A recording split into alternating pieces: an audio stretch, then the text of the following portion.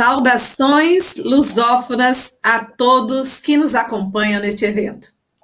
O Gabinete Virtual de Diálogos Estudantis em Países de Língua Portuguesa lança hoje o projeto Diálogos Lusófonos para leituras virtuais intergeracionais com abrangência internacional. Esse grupo se organizou no âmbito acadêmico e vem trabalhando de forma virtual desde abril de 2020, no ápice da pandemia Covid-19. A iniciativa envolve países e territórios de língua portuguesa e tem como principais objetivos: promover o intercâmbio virtual entre escritores de língua portuguesa, promover a interação entre leitores e escritores de diferentes gerações e também promover diálogos intergeracionais, incentivando as relações interpessoais.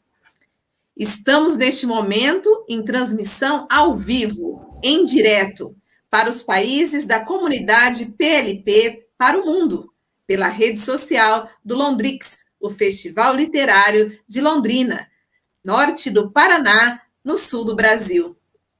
Estão à frente dessa iniciativa inovadora as seguintes pessoas: Heloísa Botelho, ela que é brasileira, professora do Estado do Paraná e também mestranda em Ciências da Educação, na área de Administração, Regulação e Políticas Educativas, na Universidade de Évora, em Portugal.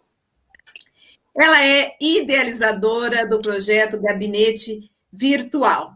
Também é vencedora do prêmio Uni-Covid-19 2020, do Banco Santander. Esse prêmio ela ganhou através do projeto O Protagonismo da Mulher em Tempos de Covid-19. Temos aqui também o Dairan Rosendo, brasileiro, do estado de Sergipe, membro da equipe coordenadora do projeto Diálogos Lusófonos e também participante do projeto Diálogos Estudantis. Adriana Kelly, ela que também é brasileira, do estado de Sergipe, é graduanda em jornalismo pela Universidade Federal de Sergipe. É membro da equipe coordenadora do projeto Diálogos Lusófonos e também participante do projeto Diálogos Estudantis. João Ricardo. João Ricardo é estudante universitário em matemática na Faculdade de Ciências da Universidade de Lisboa. Membro da equipe coordenadora do projeto Diálogos Lusófonos e participante do projeto Diálogos Estudantis. Ele também é embaixador jovem para o voluntariado ambiental para a água, da Agência Portuguesa do Ambiente, tendo colaborado com a Escola Secundária de Lolé, na qualidade de voluntário, organizando diversos eventos didáticos ambientais para as gerações mais jovens. Edra Moraes, ela que é profissional de marketing e eventos, produtora cultural e idealizadora e curadora da mostra Londrix Videopoema e também da Expocultura, a exposição de artes plásticas da Rural do Paraná. Ela é idealizadora do movimento Londrina Criativa. Também é escritora, atriz amadora e autodidata no universo das artes. Seu livro de estreia foi Da Divina, da Humana e da Profana, lançado pela Atrito Arte em 2010. Em 2014, ela fez parte das antologias poéticas O Fio de Ariadne e Um Dedo de Prosa, pela mesma editora. Vencedora da Bolsa Criação Literária 2014-2015 do Ministério da Cultura com o livro de poesia Para Ler Enquanto Escolhe Feijão. Ela também faz parte da equipe coordenadora do projeto Diálogos Lusófonos e também é participante do projeto Diálogos Estudantis. E temos aqui conosco também a Cristine Viana, ela que é professora, produtora cultural, escritora, atriz e vocalista da banda Benditos Energúmenos.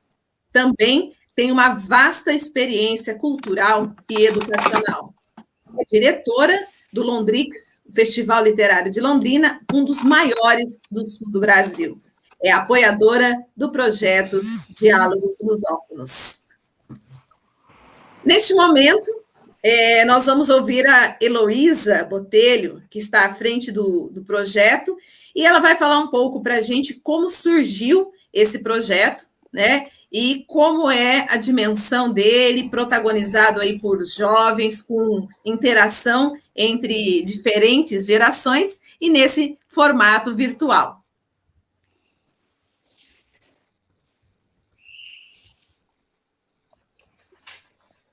Saudações a todos. É com muita satisfação que a gente estamos aqui hoje para dar largada nisso. Um pouquinho de como que foi a gente estar chegando até o projeto Diálogos Lusófonos.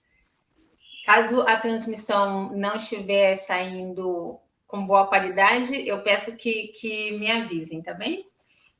O gabinete virtual, ele é fruto de um trabalho acadêmico, que ele nasceu com o objetivo de desenvolver habilidades socioemocionais para gerir conflitos em contextos educativos, uma vez que os jovens foram muito expostos a mudanças e muitas restrições durante o período inicial da pandemia. Ele foi programado para ter 5 encontros, e a pedido e sugerido pelos participantes, em especial pelo Daidan, né, que foi um dos nossos estudantes, nós fizemos o segundo bloco. Nesse segundo bloco, nós trabalhamos a questão do protagonismo juvenil.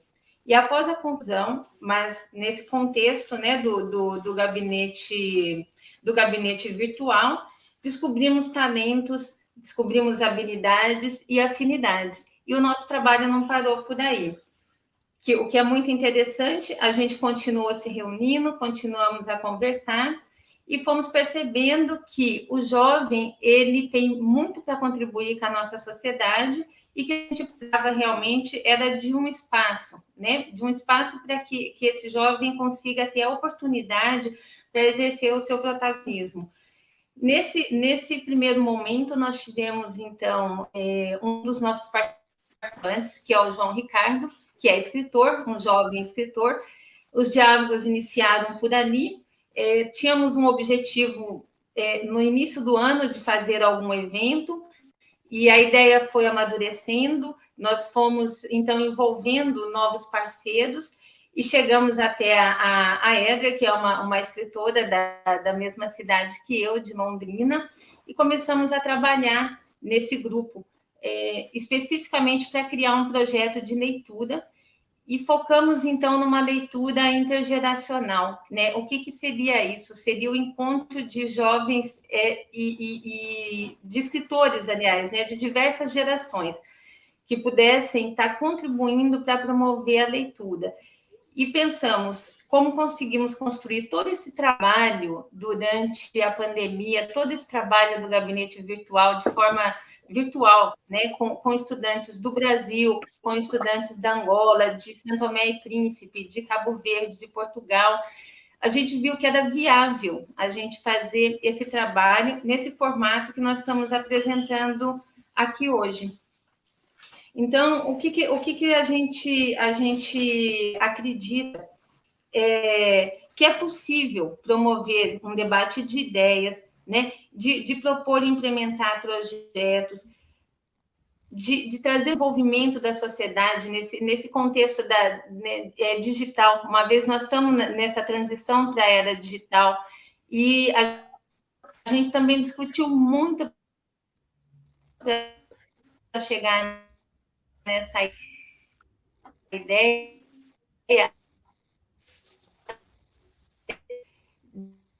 dessa intergeracionalidade, desse intercâmbio entre gerações, para a gente não deixar ninguém para trás. O jovem, é o jovem que vai. Então, a gente viu que a leitura e a escrita a nosso favor, né? Para que a gente conseguisse, então, uma estratégia, um caminho para promover os objetivos que nós temos com esse projeto. E nós fomos contemplados com o apoio da Cris, né, que é a diretora do Londrix, e fomos surpreendidos, né, de ter todo esse apoio para fazer essa transmissão que nós estamos fazendo aqui hoje, que nós estamos muito gratos e felizes com esse apoio que é fundamental para que esse projeto esteja chegando a diversos países como está chegando hoje. Seria isso, Ju. Gente, está mudo. Obrigada, Heloísa. E agora nós vamos ouvir ela, que é diretora do Londrix, um festival reconhecido em âmbito nacional e internacional, Cristine Viana, que vai falar para a gente a importância dessa parceria nesse tipo de projeto inovador, né, com essa dimensão territorial. Olá, obrigada. Gostaria de agradecer em meu nome, em nome dos curadores do Londrix, né? Frederico Fernandes, Marcos Wozniak, Cláudia Freitas, e é bastante gratificante estar aqui com vocês hoje e com todos que nos ouvem, porque sem diálogo não existe construção. E esse projeto Diálogos Lusófonos, acredito que terá grande vida, assim como o Festival Literário. É uma vida difícil, porque trabalhamos com arte que penso que, de todas as artes, é a que é sempre a prima pobre, que tem menos investimentos, que você precisa de calcar mais degraus para vencer essa questão do incentivo à leitura, do entendimento da palavra através da leitura, da interpretação. Então, é muito gratificante, como já disse, estar aqui com vocês, e eu espero que tenhamos muito diálogos, assim como vocês estão trabalhando com esse projeto. O Festival Literário desenvolve vários projetos com os alunos de escola de ensino médio, com os idosos, com o público infantil, sempre tendo como o ponto máximo a questão da leitura. Então, é uma parceria muito bem-vinda. Aí, obrigada. Obrigada, Cris, pelas suas palavras. E feita a abertura, agora eu passo a palavra à mediadora oficial do projeto, Adriana Kelly, ela que estará diretamente com os escritores por início desse, que é o primeiro de muitos encontros desse projeto. Adriana Kelly, agora é com você. Muito obrigada, Juliana Barbosa, pela abertura oficial. Olá e saudações lusófonas. Estamos aqui reunidos no início das atividades do projeto Diálogos Lusófonos, que tem por objetivo promover a leitura e também promover a interação entre leitores e escritores de diferentes gerações. Vamos trazer um pouco da escrita contemporânea de autoria de diferentes gerações. Iremos iniciá-lo com um diálogo entre dois escritores lusos, sendo Edra Moraes do Brasil e João Ricardo de Portugal. É um prazer tê-los aqui e sejam bem-vindos. E para darmos início, quero saber de você, Edra, como escritora mulher na sua faixa etária. Como é ser uma escritora no contexto brasileiro?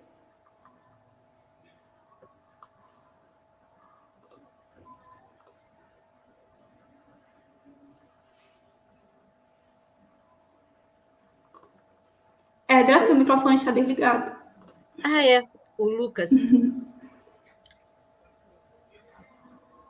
Lucas? Ok, agora? Ok, já entrou. Ok. Bom, quando a gente fala em literatura, é difícil tudo, viu, gente? Literatura a gente faz mesmo arrancando pedra do caminho. E quando a gente fala em literatura, mulher escritora, aí a gente tem mais a outra questão aí para pensar, que é um mercado extremamente masculino, né? A gente sabe muito bem que nossas grandes escritoras... Eu tenho uma frase que eu amo, que ela diz o seguinte: os anônimos, na sua maioria, são mulheres. Nós, provavelmente, já publicamos muito poemas de anônimos, porque eram mulheres. A história paga a gente. E, assim, quando a gente fala dessa coisa intergeracional, uma coisa que eu gosto de trazer muito é assim, eu publiquei muito tarde. né? Eu vejo essa garotada hoje publicando com 20, 30 anos, eu fico encantada. Eu vim de uma geração, primeiro, que era muito difícil publicar, e segundo informações, não é só no Brasil. As mulheres tendem a publicar mais tarde. Eu gosto de puxar a sardinha para o nosso lado, que eu acho que a gente não publica bobagem. A gente pensa muito antes, e talvez porque a mulher, para dar o passo para se expor, talvez a gente tenha que pensar mesmo muito antes, né? Então, é prazeroso para quem ama desafio. Então, ser escritora, ser mulher no Brasil é um desafio. É um desafio que ele tem que ir além de busca de mercado. Muitas vezes a gente fala assim, nossa, eu vou escrever e vou publicar. Mas você vai escrever e vai publicar para quem? Num país de poucos leitores. Né? Então, as pedras para você tirar do caminho são muito grandes. Então, é muito prazeroso para quem adora um desafio. Então, eu me desafiei, eu tive um apoio muito grande, eu só publiquei e só cheguei a isso graças a todo o apoio que eu tive da Cristine Viana, do Londrix, de estar nesse ambiente de escritores e escritoras, isso foi muito importante, nos apoiando. Eu tive apoios, para você ter uma ideia, às vezes as pessoas pensam assim, nossa, a gente tem que ter... Elas são corajosas, não somos, não. Eu mandava meus textos para amigas, eu mandava para outras escritoras, poetas como a Célia Musilli, como a Samantha Abreu, como a Cristine Viana, e é esse apoio que eu acho que me fez chegar à publicação, porque sem ele, se eu dependesse de mercado, de qualquer outra coisa, eu não teria chegado certamente. Então, desafio feito, eu aceitei e estou feliz. É um verdadeiro desafio para nós, mulheres. E, João, para você, como é ser escritor, homem, jovem no contexto português? Antes de mais, cumprimentar todos, saudações lusófonas, como disseram. Sobre a parte da publicação, eu sinto eu ouço a Edra e sinto-me um pouco confuso do que é que hei de falar aqui, porque a Edra tem uma vasta experiência, a Edra já passou por muito, não é? A Edra já foi, talvez, recusada, e isso faz parte de escrever, nós escrevermos, mostrarmos os nossos textos, e muitas vezes isso não agradar a ninguém, e às vezes nem a nós nos agrada, né? Mas nós tivemos essa audácia de mostrar, e eu sinto que até hoje o meu processo de, portanto, eu tenho só 18 anos, portanto, sinto que tenho ainda muito, ainda sou um pouco ingênuo neste campo da literatura, mas aquilo que eu sinto é que todo o processo de publicação que eu fiz, portanto, eu não comecei a escrever com o intuito de publicar, eu comecei a escrever exatamente numa espécie de brincadeira, e depois acabaram por me sugerir a publicação, e eu acabei por enviar para uma editora e aceitaram. De facto, o que é que eu posso destacar aqui como quais é que são algumas adversidades do processo de publicação, o que é que é feito? Eu vivo numa zona, eu não vivo num meio pequeno, vivo num meio com alguma interação entre as pessoas, portanto, digamos que a divulgação da obra, portanto, neste contexto foi um pouco fácil, não foi... nós aqui temos muito apoio, portanto, o município em si dá apoio, as escolas dão apoio, nós temos esse apoio. E para mim, enquanto jovem, no fundo há aqui não sei se nós temos um pouco, enquanto jovens, temos essa benesse quase de, ok, vamos lá ver o que é que vem daqui, mesmo que não seja nada, há sempre aquela dúvida, como é jovem e tal, nós vamos mostrar, vamos ver o que é que está aqui para mostrar. E aqui em Portugal, e eu tenho a sorte de viver numa zona onde a cultura é muito apoiada, nós aqui temos a Câmara de Loureia, que é a minha cidade, as escolas dão muito valor à cultura e aos seus jovens, às pessoas da terra, portanto, eu tive essa sorte, no fundo, de ter sempre esse apoio. Que é preciso alguma força para publicar? Às vezes é preciso até uma certa arrogância. Talvez seja aí que os homens tenham mais isso que as mulheres. Os homens talvez sejam um pouco mais de alguma arrogância, talvez, em querer mostrar as suas coisas, que talvez as mulheres não tenham. Não sei se isso poderá ser um padrão, mas que de facto é preciso nós termos alguma nós temos que acreditar que as nossas coisas querem ser lidas, não é? E pensarmos, nós vamos mostrar isto, mas isto, quando nós escrevemos, fazia sentido para nós, será que faz sentido para as outras pessoas também? Claro que é preciso dar esse passo, e é só esse passo que falta para as pessoas publicarem. Se é fácil, não é. Eu, quando me propuseram publicar, também hesitei um pouco, antes de fazer, não a questão de mostrar os meus textos, mas tudo o que estava à volta.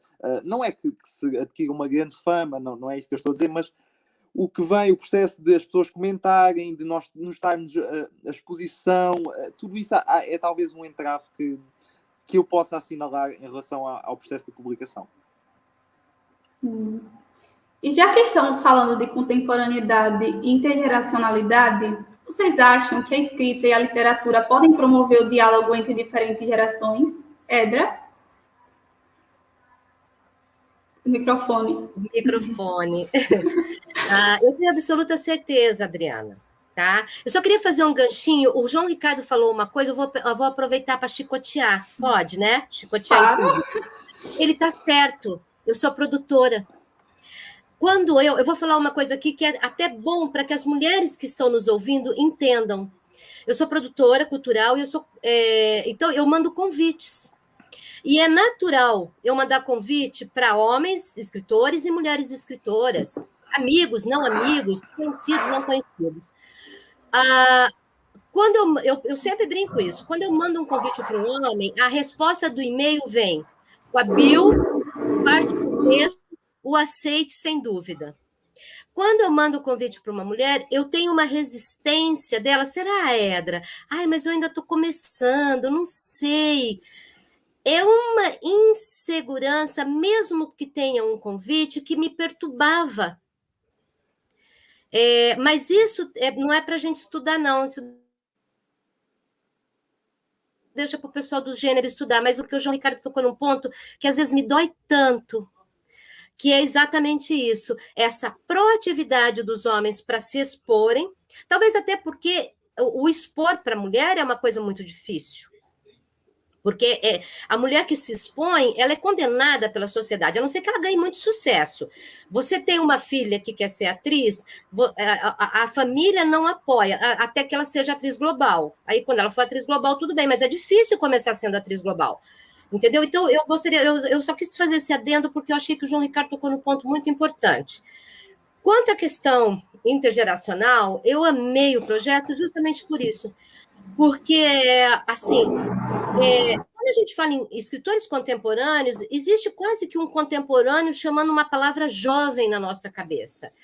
E a escrita, ela não tem, o contemporâneo não tem idade. Eu tenho escritores contemporâneos de 70 anos, 80 anos, e tenho escritores contemporâneos de 16, 17, 18 anos. Então, realmente, isso é muito importante as pessoas entenderem que o contemporâneo é porque ele está falando do seu tempo e não da sua idade.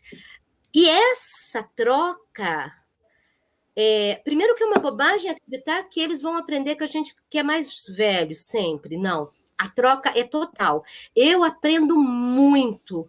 O Londrix me trouxe um presente, porque durante todo esse processo, eu já fui produtora do Londrix, eu já fui curadora do Londrix, eu depois tive que mudar de cidade, mas durante todo esse processo eu acabei me envolvendo com esses escritores contemporâneos tão diversos, e a troca é tão intensa, e o escritor jovem,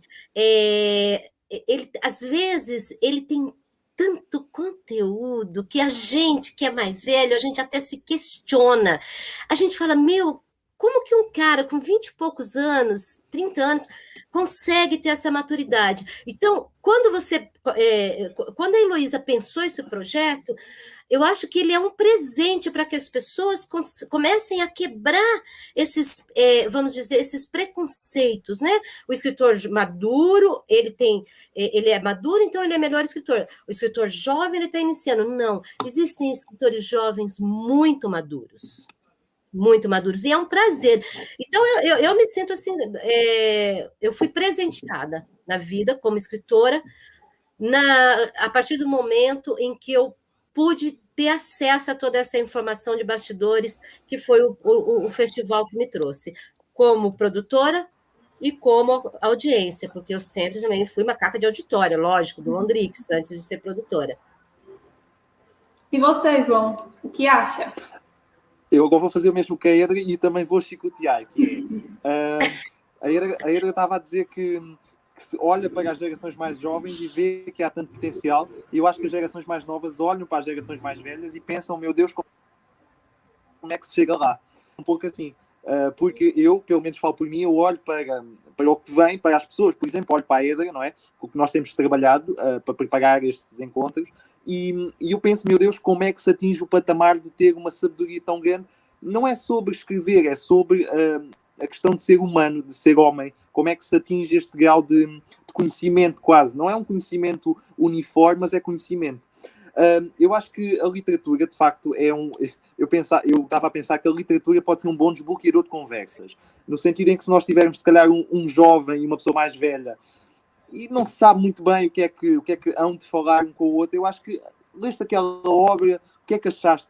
Não que a percepção seja igual, mas o sentimento que lá está, a Edra no outro dia falava isso, os sentimentos são transversais a todos os homens, sejam eles novos, sejam eles mais velhos, sejam eles do século XVIII, XIX, sejam eles do século XXI. Portanto, há essa transversalidade que é comum a todos. E então daí a literatura pode ser, de facto, um encontro, um ponto-chave, um ponto de encontro entre as várias gerações, no sentido em que se podem entender através de literatura. A literatura não tem idade, lá está, não há literatura de novos nem literatura de velhos. Há literatura, e é isso que faz com que nos permita também estarmos aqui a trabalhar, que também foi o que me entusiasmou neste projeto, foi de facto poder contactar com pessoas que têm uma experiência muito maior que eu e talvez muito maior do que talvez algum dia eu poderei sonhar ter, não é? Portanto, é de facto prazeroso por isso, e aí corroboro bastante com a Edra, assim. É realmente uma forma das gerações se conectarem, de um ter um entendimento do mundo do outro. João Ricardo, o avanço da tecnologia, a chamada era digital, que foi acelerada nesse período, o qual estamos vivendo de Covid-19, está trazendo impactos na leitura e na escrita. Fala pra gente qual a relação desse projeto com esses fatores e também como levar as gerações mais velhas para a era digital. Eu vi uma vez uma frase que dizia que é nestes tempos que os artistas aparecem. Portanto, eu acho que em termos de escrita, eu acho que nos próximos tempos nós teremos um boom, ou espero que assim seja, teremos um boom de escrita, um boom de arte, porque é nestes tempos difíceis que os artistas se expõem, vá. Em relação à leitura, quando me propuseram falar sobre esta questão da parte do que é que a pandemia afeta a forma como se interage com a literatura, vá, eu achei interessante pensar que, eu acho que, pelo menos eu falo na cultura, no meio em que eu vivo, em Portugal, não sinto que houvesse uma grande alteração. Portanto, nós já tínhamos os e-books, a forma de ler digital, digamos assim, mas nunca houve grande alteração no facto, no livro material que as pessoas lessem. No sentido em que, eu posso dar um exemplo, aqui as livrarias, houve um grande movimento, quando houve o confinamento geral, houve um grande incentivo por parte das entidades culturais para que as livrarias fossem consideradas um estabelecimento de bem essencial, ou seja, comprar literatura, pediu-se que a literatura fosse um bem de primeira necessidade. Acabou por ser, as livrarias acabaram por ser das primeiras coisas a abrir. Eu falo, por exemplo, posso também nomear o exemplo de várias cidades em Portugal que levavam livros às casas das pessoas, as bibliotecas municipais, as bibliotecas das cidades levavam livros às casas das pessoas. Ou seja, de facto, eu não sei até que ponto é que possa ter alterado negativamente. Eu acho que isso já é um padrão que existe. As pessoas estarem desligadas da leitura, de certa forma, mas acho que a pandemia não alterou. E isso vê-se nesses exemplos que eu dei. As pessoas tiveram vontade de continuar a ler, de ir às livrarias, de contactarem com livros, e continua-se a manter muito o livro material. Eu acho que isso é importante. Daí também o objetivo do nosso projeto, que é tentar abarcar toda a gente, todas as gerações, criando estes encontros, estas dinâmicas que sejam ao mesmo tempo interativas e sejam apelativas, para que toda a gente perceba que há na literatura uma magia e e algo especial e que venham para, digamos assim, para o nosso clube de leitores de promoção da leitura. É isso que queremos. E para você, Edra, qual é a relação desse projeto com o período no qual estamos vivendo e como levar as gerações mais velhas para a era digital?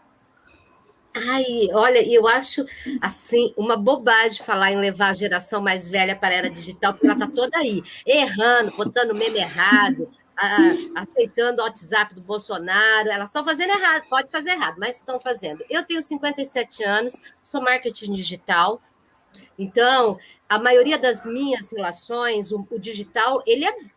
Não conheço, não tenho nenhum amigo da minha idade, ou até. Meu marido tem 60 e poucos anos, é professor, é totalmente digital.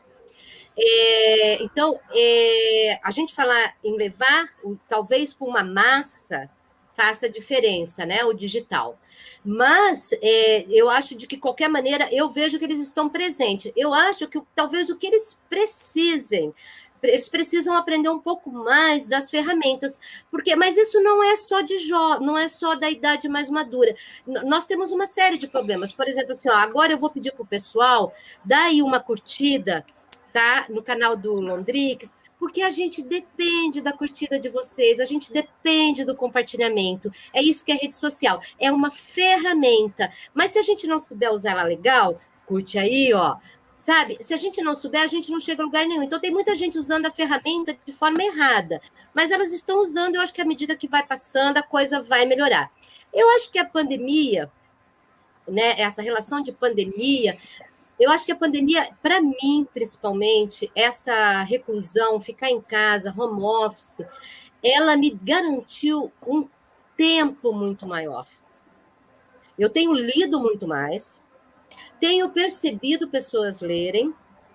Eu acho que ela foi um presente para nós artistas, principalmente no Brasil, porque agora, cada vez que alguém fala que a gente é um bando de vagabundo, porque aqui no Brasil, o pessoal de Portugal precisa saber que nós temos aí uma elite que chama artista e escritor de vagabundo. O João Ricardo falou de todo o apoio que ele recebe. Aqui, a gente recebe apoio e a gente também recebe muito. O apoio é pequeno, e é muita crítica. Então, a pandemia trouxe para a gente aquela vontade de falar assim, eu não disse para você que sem arte você não vive? Porque ninguém viveu sem arte nessa pandemia, a gente viveu de filme, música, livro, era impossível. Eu acho que mesmo aquele que nunca pensou na vida dele em ler, teve um dia na hora que ele teve que pegar um livro para ler, porque ele não tinha mais nada para fazer. Então, eu acho que foi muito bom. Esses momentos, existe até um pensamento que eu digo, que eu acho que às vezes o universo conspira, sabe? E eu acho que a Terra precisava parar. E o dia em que a Terra parou, nós paramos, nós olhamos para dentro de nós mesmos, e eu acho que muita coisa mudou. E eu acho que para as artes foi maravilhoso. Não sei se eu te respondi. Se eu não te respondi, porque às vezes eu divago, viu, Adriana? Você. Sim, perfeita. Estamos com o Atlântico no meio do caminho, mas estamos unidos pela arte, pela literatura, pela educação e pela língua portuguesa. O palco é de vocês, Adriana.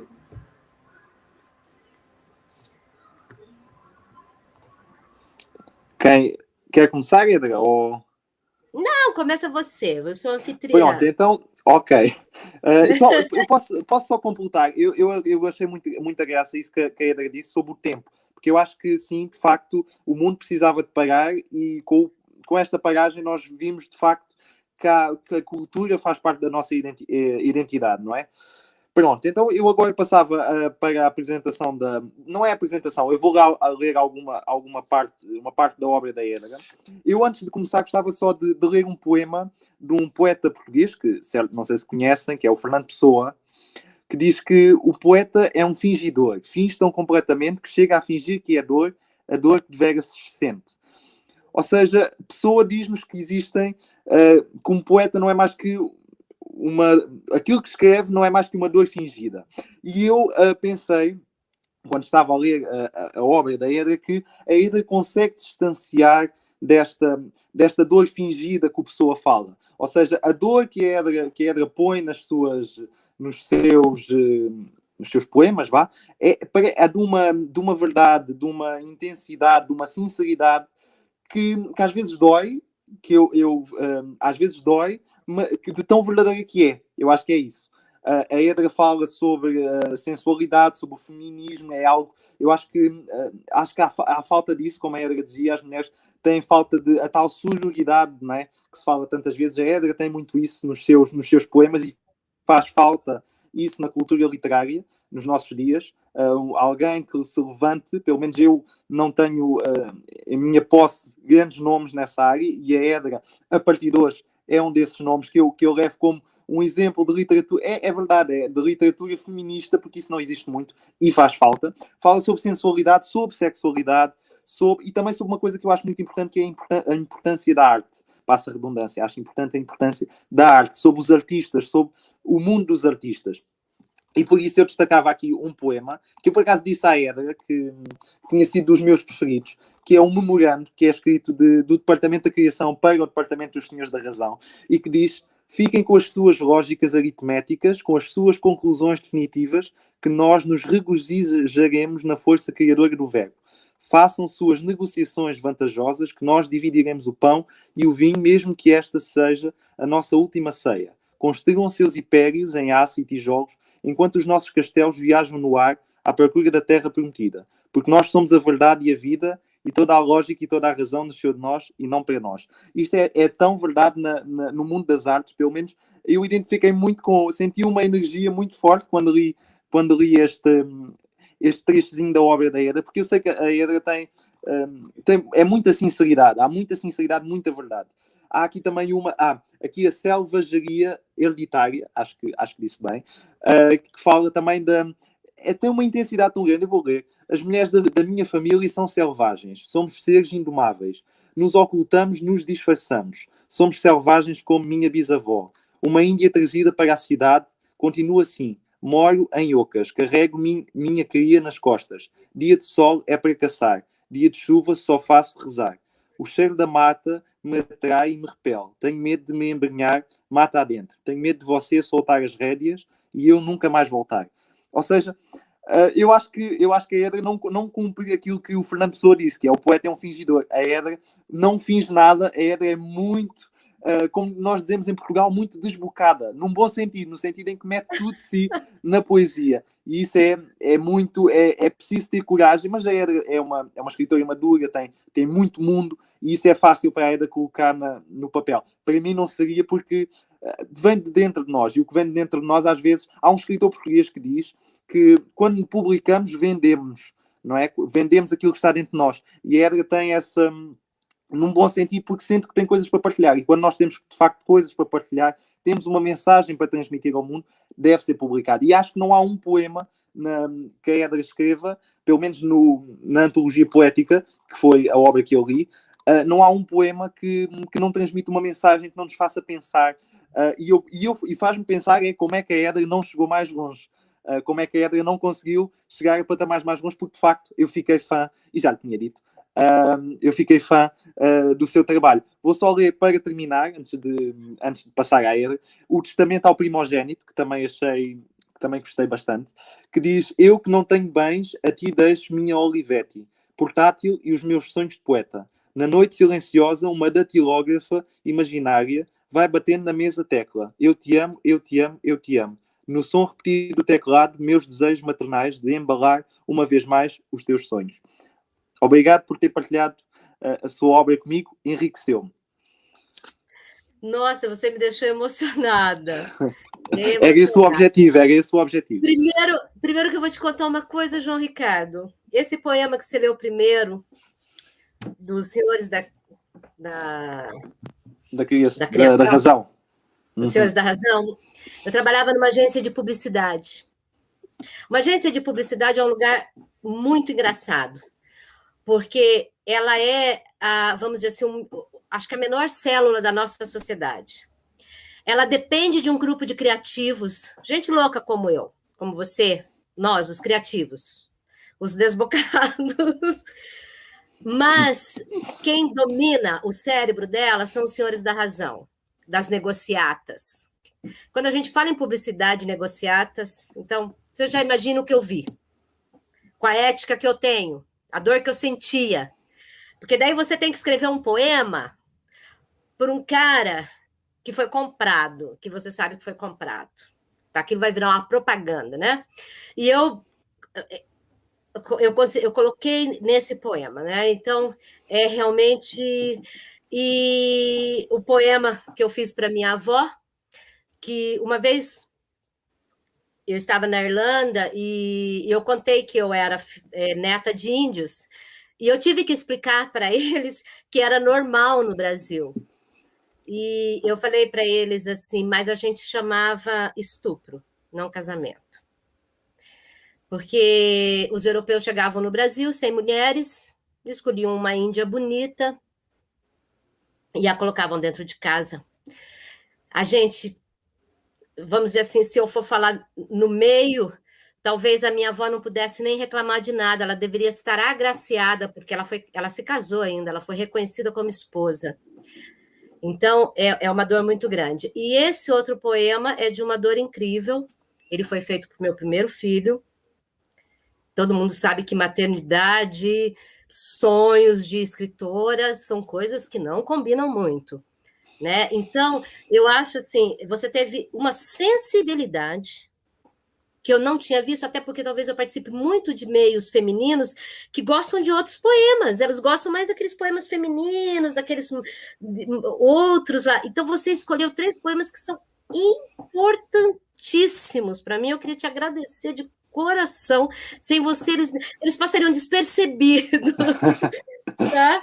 Eu queria avisar também o pessoal que deve ter dado aí, curtido a página do Londrix, que se inscrito, porque eu vou deixar o link da Antologia Poética.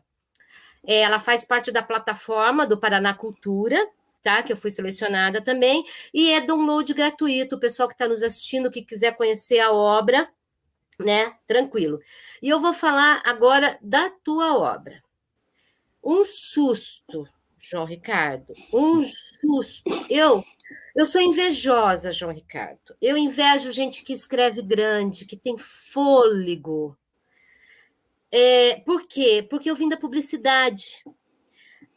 Para mim, passar das 10 linhas começa a ficar complicado. Eu não consigo descrever. E eu comecei a ler o teu texto e eu entrava naquelas ruas escuras.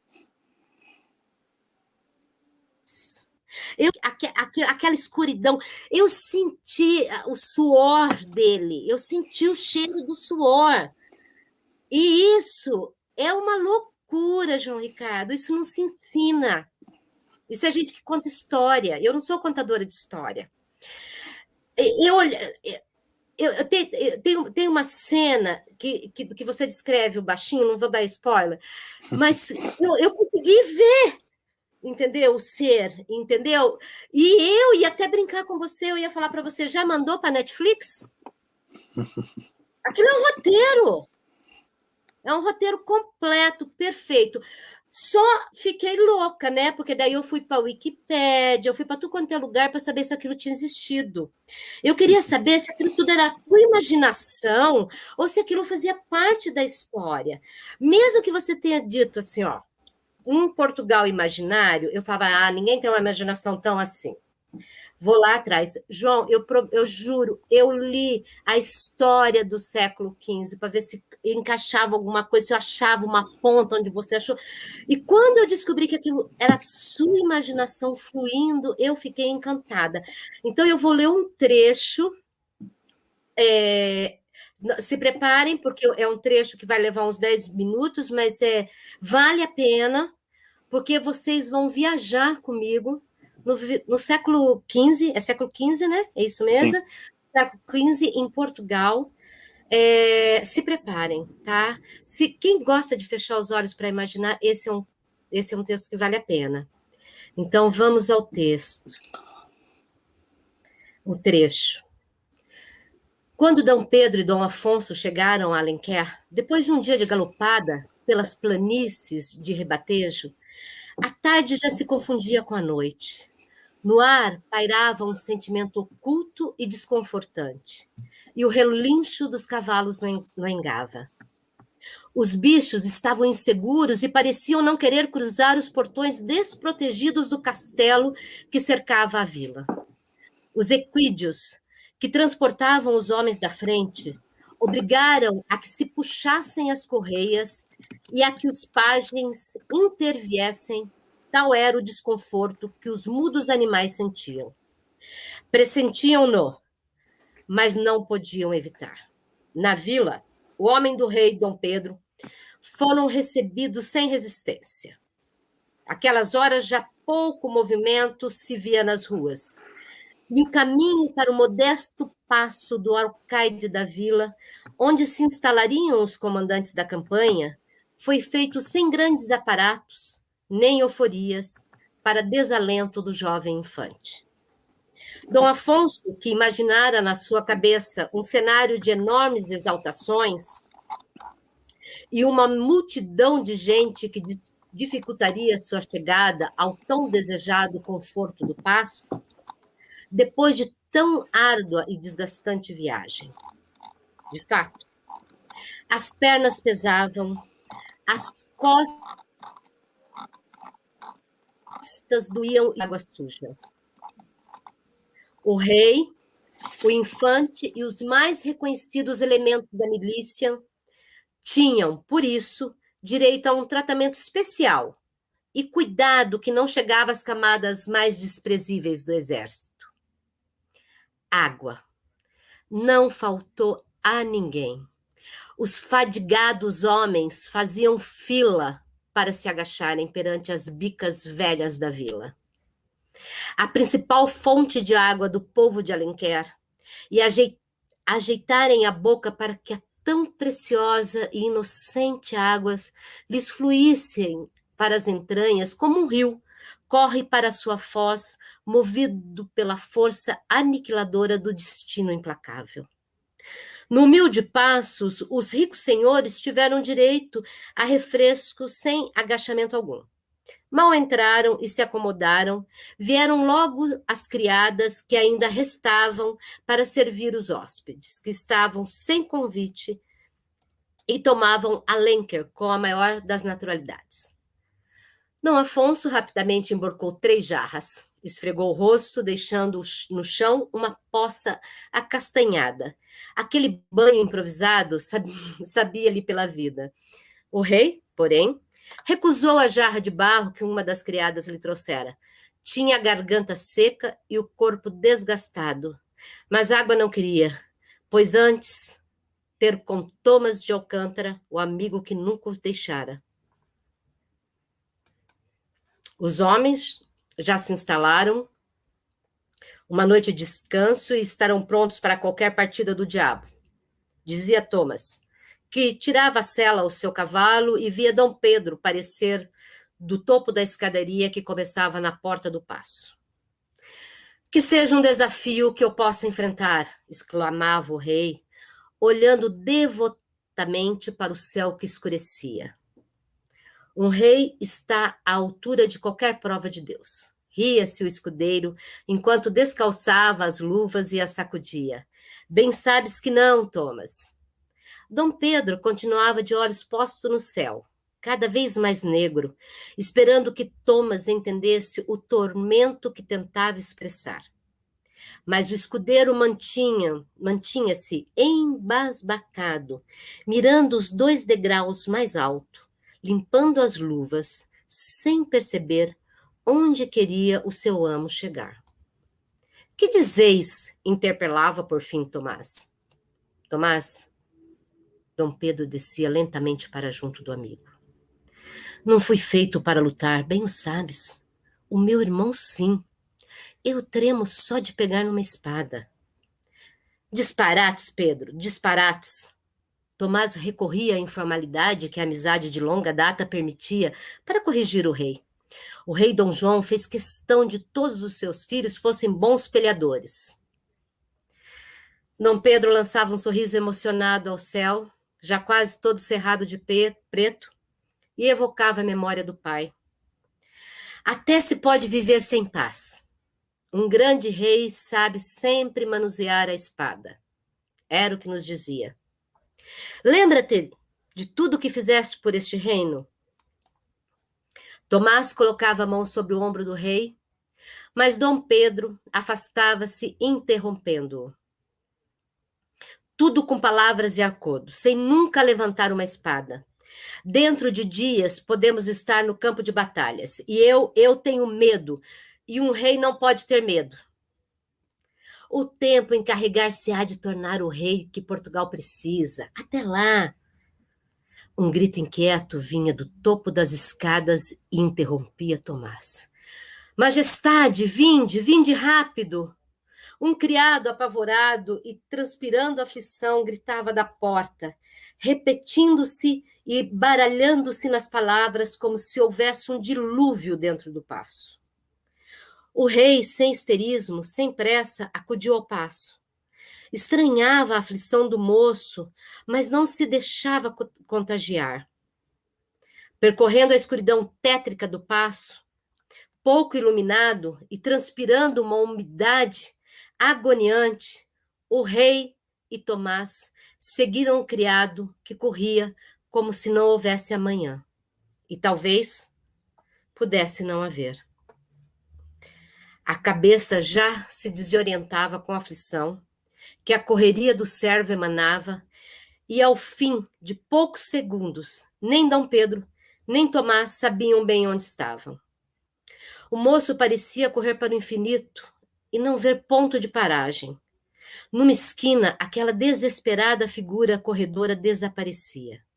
Virava à direita. O rei e o seu escudeiro, completamente perdidos naquele desconhecido passo, viravam também as suas cabeças atordoadas, esperando encontrar mais um infindável corredor. Mas não. Num simples relance e virar de olhos, a imagem tornava-se deprimente. Não havia mais corredores, nem mais correrias. Havia uma sala, uma pequena sala, escura, de janelas fechadas e tochas quase apagadas. Pouco ou nada se via, mas o vulto, pouco presente e quase sem vida, ainda se distinguia no meio do sombrio negrume. Deitado no chão, um homem tinha a camisa aberta e o peludo e ensopado peito a descoberto. Das mangas pingava suor. Os cabelos pareciam mais oleosos que nunca. Os gritos de aflição e o ímpar que dele vinham conferiam a plenitude de sensações que o cenário transparecia, para quem acabava de chegar com os corações pulando de ansiedade. A amparar-lhe a cabeça estava um nobre de rosto tapado pela escuridão, mas o rosto do desfalecido era visível. A mente de Dom Pedro não tardou em processar o que via. De rompante, o chão sacudiu com o estrondo que o seu ajoelhar aflito provocou. Era o sobrinho, Dom Afonso de Portugal. Perdia-se em gritos de dor e suores. Carregava do mal que o definhava.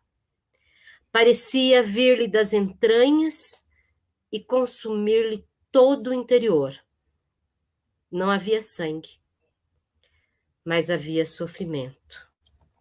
Bem, eu não vou contar o resto, porque é só essa pitadinha.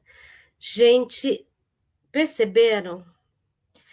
Sentiram que eu tenho certeza que eu vou assistir na Netflix a série também. Esperamos todos por assistir a Netflix. Nunca se sabe. Eu gostava de só agradecer à Edra pelas palavras e dizer que, sim, de facto, isto é uma história imaginada, tem algumas parecenças com a real. Eu vou deixar depois também, como a Edra disse, vou deixar também o link do meu trabalho, que é para as pessoas poderem pesquisar. E dizer à Edra que a realidade consegue sempre superar a ficção. Apesar da gente acreditar que não, a realidade supera sempre a ficção. Eu acho que sim, eu acho que sim. Isso Obrigado é pelas verdade. suas palavras. Imagina. Que diálogo extasiante, cheio de sentimentos e criatividade. E antes de finalizarmos, quero chamar de volta a mentora do projeto, Heloísa.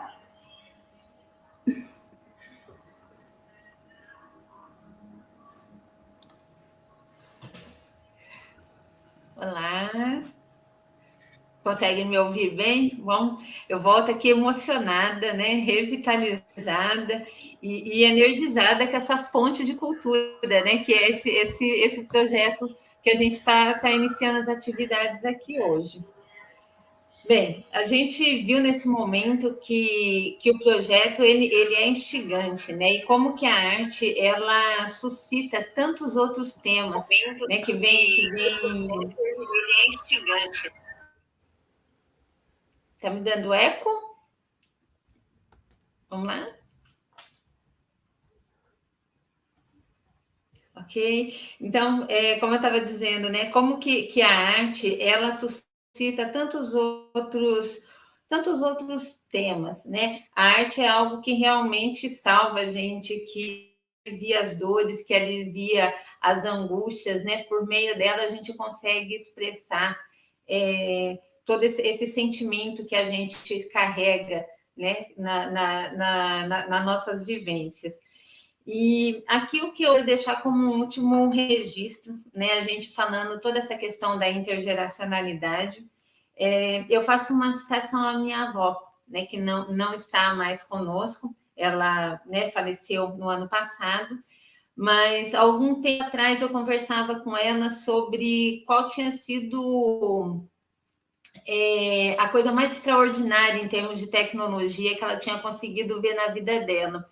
E ela, naquele momento, respondeu para mim que tinha sido a luz elétrica, né? Que a primeira vez que ela tinha apertado um botão e tinha acendido a coisa mais extraordinária que ela tinha conseguido ver na vida dela.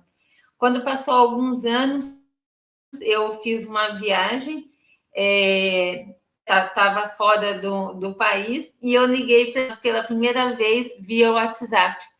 E quando ela me viu, ela ficou extremamente emocionada e foi lá no quintal da chácara, né, da quinta, como vocês falam aqui em Portugal, e falou assim para mim: olha, é você mesmo, você está me vendo mesmo, né? Então veja bem essa abóbora que eu acabei de colher aqui. E mostrou a abóbora para mim, eu tenho essa foto registrada até hoje, muito, né? E quando eu falei para ela que sim, que eu estava vendo que ela estava ali com a abóbora e tudo mais, aí ela falou para mim, a gente retomando esse assunto, ela falou que então a coisa mais interessante que ela tinha visto na vida dela era poder se falar, né, de um telefone e conseguir ver, né? Essa presença virtual, ela é tão real nesses tempos que nós estamos vivendo, e eu acho que é nesse sentido quando a gente fala de não deixar ninguém para trás, né? Além de ensinar as pessoas a usarem, nós temos um caminho para ser trilhado, que é garantir o acesso, né? É garantir a democratização desse acesso à internet, ainda mais no que a gente viu, né? Ficamos confinados com a pandemia e vimos nesse tempo o quanto que a internet ela pode promover o nosso desenvolvimento humano, né? O nosso desenvolvimento enquanto. Então, a internet ela tem que estar realmente à disposição das pessoas como um serviço básico, né? Que as pessoas realmente consigam ter esse acesso, consigam, por exemplo, acompanhar um momento tão rico como esse que a gente está vivendo aqui hoje. Então, eu gostaria de deixar nesse momento de hoje isso registrado. Quando a gente fala, né, em fazer um projeto dessa dimensão, em todos esses territórios, chegando a todos os territórios, sem esse acesso à internet, isso não é possível, né? As pessoas não conseguem acompanhar essa transição para essa era digital. Então, a gente tem isso também como uma luta nossa, né? Além da gente levar a arte, a gente sabe que a gente tem também para que as pessoas tenham acesso a essa arte, tenham acesso aos meios que proporcionam essa arte, seja um meio virtual, seja um livro, né? Hoje a gente está muito voltado para essa questão digital. Então, por isso que a gente deixa essa questão aqui. E eu quero fechar agradecendo, né, de todo o meu coração todos esses parceiros que a gente conseguiu para fazer esse projeto. Né? Sem isso, a gente não estaria aqui hoje, né? Se não tivéssemos o João, se não tivéssemos a Eda, a Adriano, o Dairan, né? Todos os colaboradores do gabinete virtual, né? De diálogos estudantis que palestraram conosco, professores, né? Aqui em especial faço uma citação à professora Maria Favinha, minha orientadora na Universidade de Évora, a Cris, que veio somar com a gente, né? Trazendo essa parceria do Londrix, para que a gente conseguisse, né, já que estamos falando de meios, de como levar isso para as pessoas, né? A Cris foi o nosso portal aqui para o mundo, né? O Londrix, nosso portal para o mundo, para a gente conseguir atingir todos esses territórios nesse dia tão maravilhoso que está sendo hoje. Então, acho que é isso. Eu estou bastante emocionada, né? Não vou negar. Eu acho que esse é o papel mesmo, né? Também, né? Um dos papéis, acho que a gente tem que colocar lá, João, Adriana, ele como um dos objetivos, que é realmente mexer, chacoalhar com as nossas emoções e a gente ver o quanto que a gente é humano, né? O quanto que nós precisamos disso, o quanto que a arte pode nos salvar.